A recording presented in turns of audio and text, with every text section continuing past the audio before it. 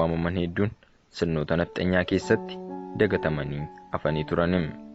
Koloneel Abdiisaa Agaa haaluma kanaan Oromoota dagataman keessaa tokkoo fi isa duraati.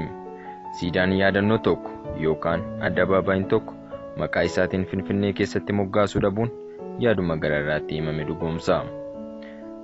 Koloneel Abdiisaa Agaa waxabajjii 2 bara 1911 akka lakkoofsa Abashaa godina Wallagga Lixaa aanaa Najjoo Kidaana Meerat iddoo jedhamutti abbaa isaa Baashaa Abbaa Fodee fi haadha isaa Aadde Shaakkannee Caakkaa irraa dhalate.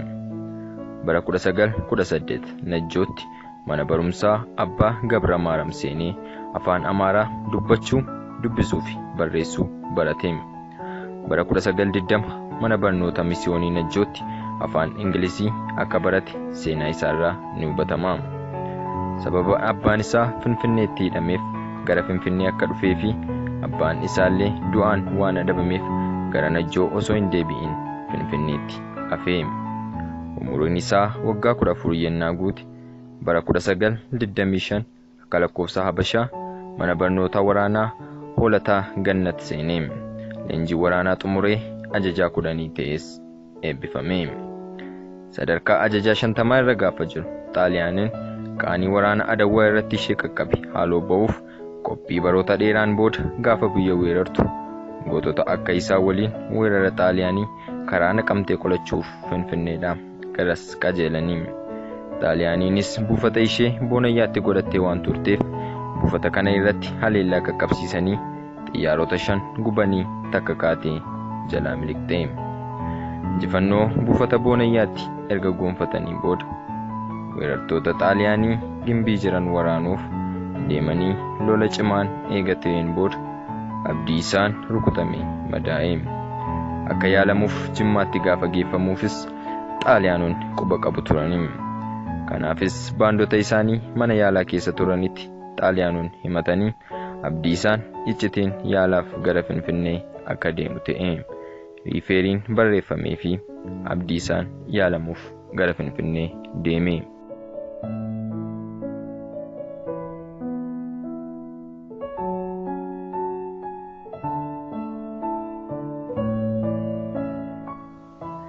Abdiisaan yaala isaa fixatee gaafa ba'us eegumsi cimaan akka isa irratti taasifamu ta'e.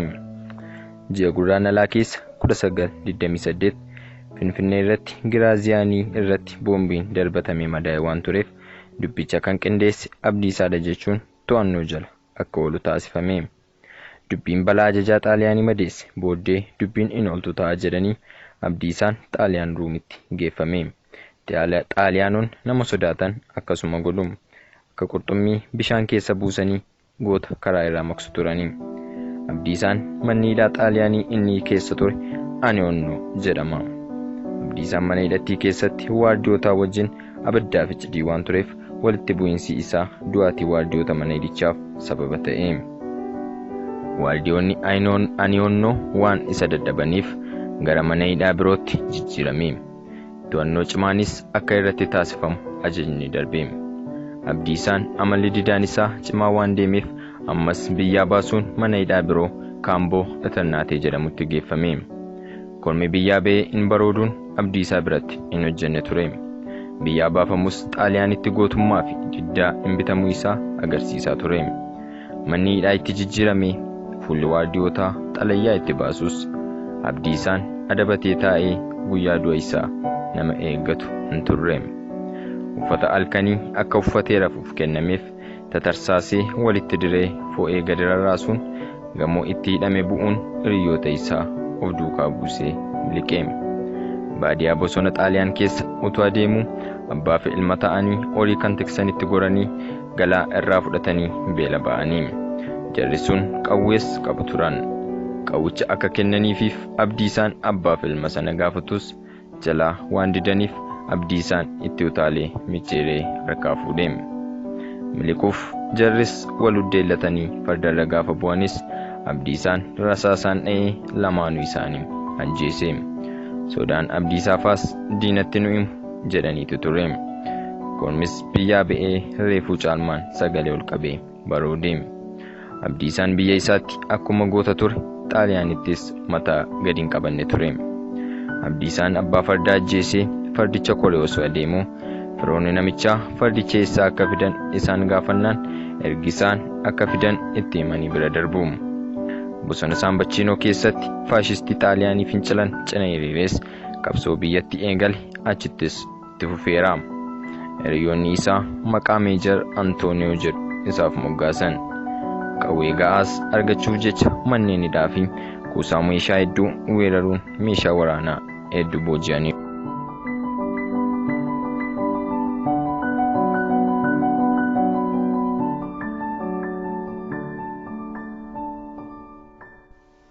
Koloneel Abdiisaa Agaa waraana addunyaa lammaffaa keessatti Itoophiyaanota bakka bu'uun faashistii Xaaliyaanii biyya isheetti waraaneera.